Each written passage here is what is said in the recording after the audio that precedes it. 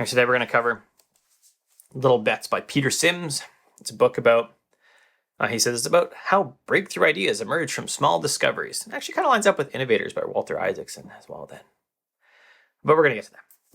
Before we do, a couple ways to support the channel. Number one is to go to Patreon, become a patron, patreon.com/CurtisMcHale. Number two is to go to curtismchale.ca/Skillshare, take a course, tick is there, time blocking is there, getting started with Zettelkasten is coming.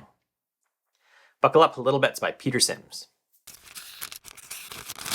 Now, at some point, all of us really feel like we have an idea that's bigger than what we can do at the moment, maybe. I think of this with some of my courses that I have launched in the past that zero people purchased. I charged for them, we'll say appropriately in air quotes, what everyone said I should charge for them as some internet marketing guru, I guess. And nobody bought it. So I put a ton of time in up front to these courses and nothing happened with them. They were literally just a waste of my time. In large part because then nobody bought anything. I recouped $0 from it. And that's just it.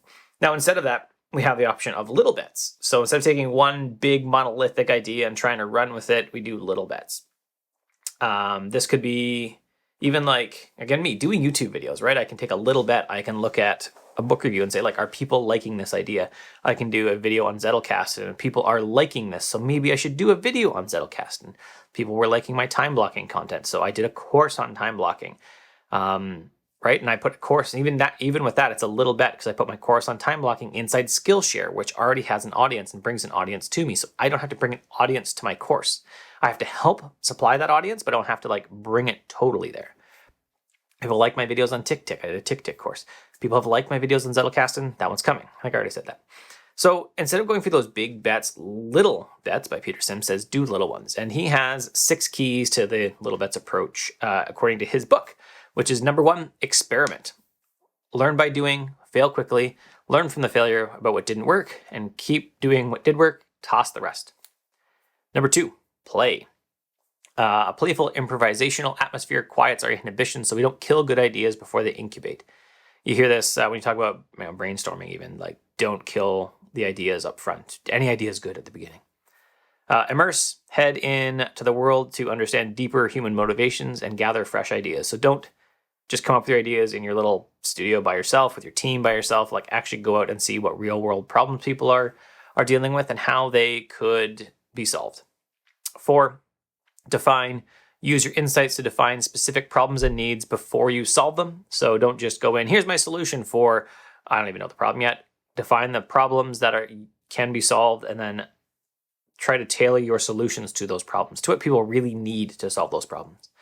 Reorient is number 5. Make use of small wins and pivot towards what is working instead of sticking with the original plan. Like I said this already with videos. Like I can watch what videos do well and continue to tailor my content towards those in some ways. Although I admit I'm totally more focused on what's interesting to me. So I do not do app software reviews as much as I could because I just don't want to do them. I don't care that much.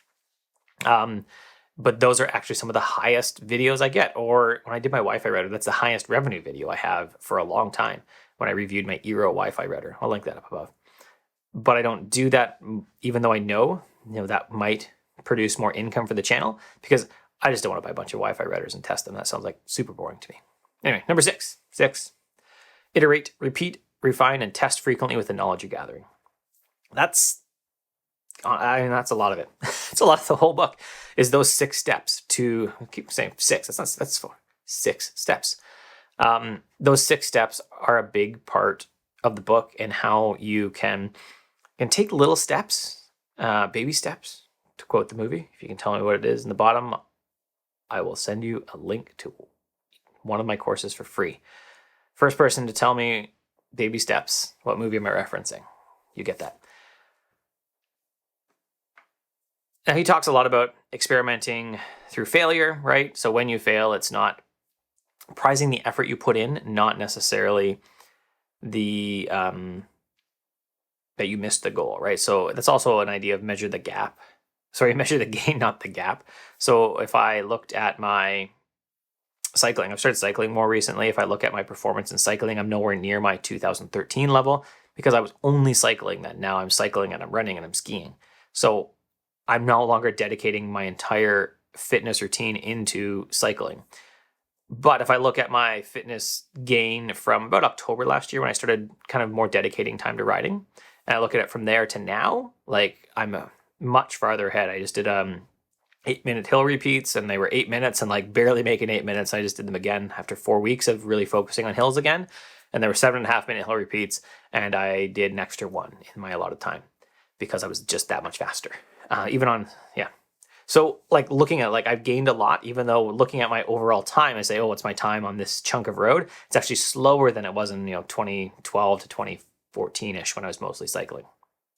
But now I'm measuring the gain from where I was in October to where I am now. That's the important part, measuring the gain, measuring your how far you've come. What progress are you making to look at the dip from Seth Godin? What progress am I making towards my goal, even in the midst of these failures, right? I learned what not to do. That's where, again, Seth Godin's 3 questions are really good to look at. Number 1 is, are you panicking, right? Are you just panicking because of some momentary setback?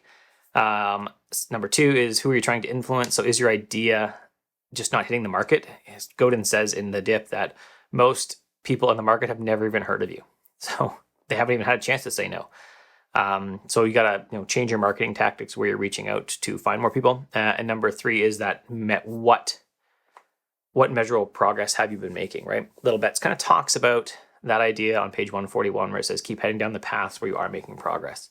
And I even recently wrote and I did a video on the dip versus range if you want to go further down that idea of how the dip works with a diverse set of experiences to help you have a better life long term.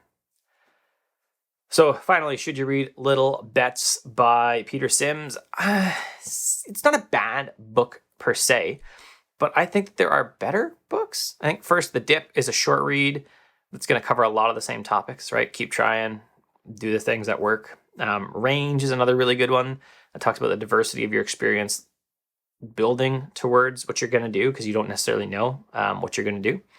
And finally, Mindset by Carol Dweck is the canonical resource about growth mindset. He spent some time talking about growth mindset versus fixed mindset, which is similar to the measure the gain, not the gap idea. If you got that, then it's a similar concept. But Carol Dweck's book is like the canonical book on it. So go with that one. Now, I realized I just said read 3 books instead of this one book. So if you really want to read one book that kind of gets all these ideas kind of together, this is a good one. If you really want to read like the best book on each of these genres, then I would say The Dip, Range, and Mindset are better reads for you. That's it. If you like the review, thumbs up below. If you didn't like it, I don't care, so don't give me a thumbs down. Or I guess do whatever you want. I just don't care. Or you can subscribe, hit the bell, and YouTube will probably never let you know something happened, but this is what I'm supposed to say. Other ways to support the channel are to become a patron at patreon.com/CurtisMcHale, or to take one of my courses, like my course on Tick, time blocking, or my Zettelkasting course, which should be out already. So that's it. You can find those courses at curtismchale.ca/Skillshare. We'll take you to Skillshare and you'll sign up and they say, hey, here's a little bit of money for you, Curtis. And then you take my course and I make even more. So that'd be excellent. That's it. Have a good one. Don't fall in.